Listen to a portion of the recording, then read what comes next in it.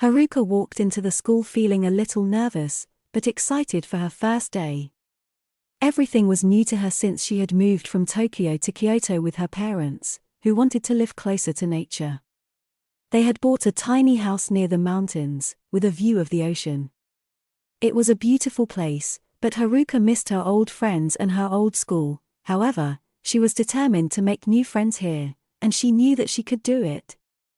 Even though she was shy and quiet, she was ready to step out of her comfort zone and meet new people. I'm so excited to share a story about a girl who loves to read books, listen to music, and explore the world. When she first visited her school, she discovered a secret garden that she felt an instant connection with.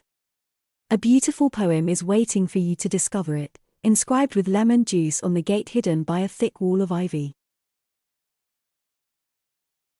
In the heart of the city, there is a hidden gate. Only students know the way to the garden of their dreams. There they find a paradise of cherry blossoms and birds, pagodas and ancient stones. Reflecting in the pond, they forget their worries and stress. As they breathe the fresh air, they listen to the whispers of the spirits of the land. They feel a connection with nature and each other. They share their hopes and secrets in the garden of their souls. As she approached, a sphinx stepped out from behind the gate and reminded her that only those who know the password can enter. "What's the password?" whispered the sphinx, smiling at her. "The password is an answer to a riddle, written in ancient Japanese on a wooden plaque." The sphinx said, "The riddle changes every month, and it can only be solved by those who love puzzles and mysteries. I have 3 lines and 17 sounds. I capture the essence of nature's wonders. I rhyme with the name of a Japanese dish. What am I?" said the sphinx. Hakira was both shocked and amazed, but not afraid of the sphinx. With big eyes, she confidently answered, "The answer is haiku." The sphinx leaned towards her and allowed her entry into the secret garden. It's filled with a variety of beautiful flowers, trees, and shrubs that are arranged in perfect harmony with the natural landscape. The garden is stunning. The colors change with the seasons, but no matter when you visit, the garden is always in bloom. The air is filled with the sweet fragrance of blossoms and the delightful sound of birdsong. Walking on the stone path is very tranquil and relaxing. There's so much to see here. It sounds like this is going to be her favorite place to relax and just be herself. But she doesn't have much time because she starts the first class. She reached her classroom and looked for a seat. She saw that most of the seats were taken, and the only ones left were near the back. She walked towards them and noticed a group of emo students. They were dressed in black, with piercings, tattoos, and dyed hair. They looked menacing and hostile, and they glared at her as she passed by. She ignored them and sat down on an empty seat. She took out her books and waited for the teacher to arrive. She hoped that the emo students would leave her alone and that she would find some nice classmates to talk to. She looked around and saw a girl sitting next to her. She had short brown hair and glasses. She smiled at Haruka and said, "Hi, I'm Yuki. You're new here, right?" "Yes, I'm Haruka. I just moved from Tokyo." "Wow, Tokyo. That's so cool. How do you like Kyoto?" "It's nice, I guess. It's very different from Tokyo, I bet. I've never been to Tokyo, but I've always wanted to go. It must be so exciting and fun." "It's not that great," answered Haruka. "It's very crowded and noisy. I prefer quieter places, like the garden." "The garden? You mean the secret one behind the school?" asked Yuki. "Yes, that one. Do you know it?" Haruka asked surprisedly. "Of course, I know it. Everyone knows it. But not everyone goes there. It's a special place, for special people." "What do you mean?" Yuki leaned closer to Haruka and whispered in her ear. "It's a place where magic happens. It's a place where you can meet your soulmate." Haruka blushed and was at a loss for words. She didn't believe in magic or soulmates, considering them to be mere fairy tales or fantasies.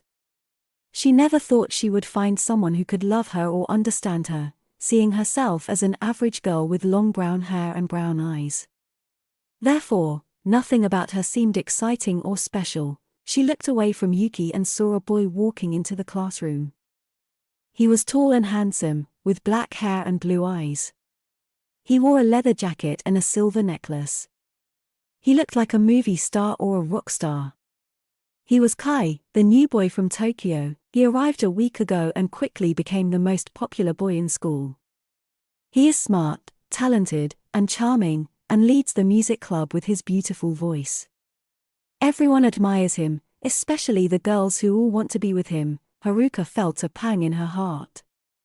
She had a crush on him but never dared to talk to him.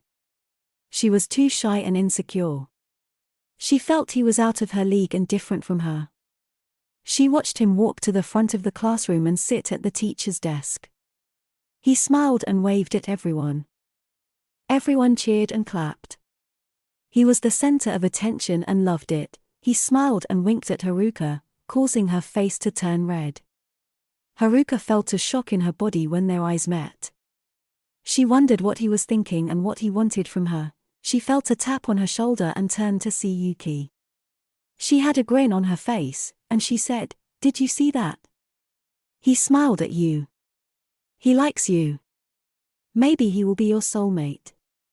Go with him to the garden and you'll see it." She felt a mix of emotions, happiness, nervousness, and fear.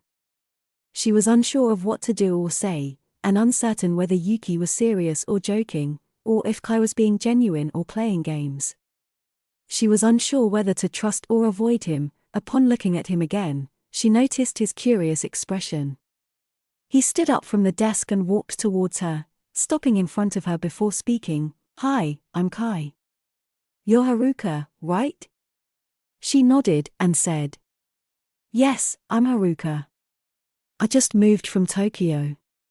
He smiled and said, "Wow, me too. What a coincidence. We have something in common."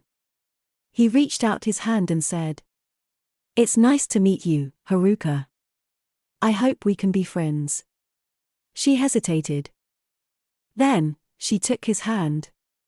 She felt a spark in her palm and a flutter in her chest. She looked into his eyes and saw a light in them. Finally, she smiled and said, "It's nice to meet you." Kai squeezed Haruka's hand and said, "I'm sure we will be friends. You seem like a very special person, and I have a feeling that you have a very special gift." A chill ran down her spine. She pondered how he knew about her ability and what he meant. She also questioned whether he possessed a gift and what it could be. Additionally, she wondered if he was concealing something and what that might be. She looked at him and asked, "What do you mean?" He leaned closer to her and whispered in her ear, "I'll tell you later. Meet me in the garden after school. I have something to show you that will change your life." He released her hand and walked away, winking at her and saying, "See you later, Haruka. Don't be late." He returned to his seat, and the teacher arrived. The class began, but Haruka struggled to concentrate. Kai's words distracted her, causing a mix of excitement and anxiety. She was unsure of his intentions and whether to follow him to the garden. She wasn't sure if he was her soulmate or her enemy. She looked at him and saw him looking back at her. He smiled and mouthed the words, "Trust me." She felt a tug in her heart and decided to trust him and follow him to the garden.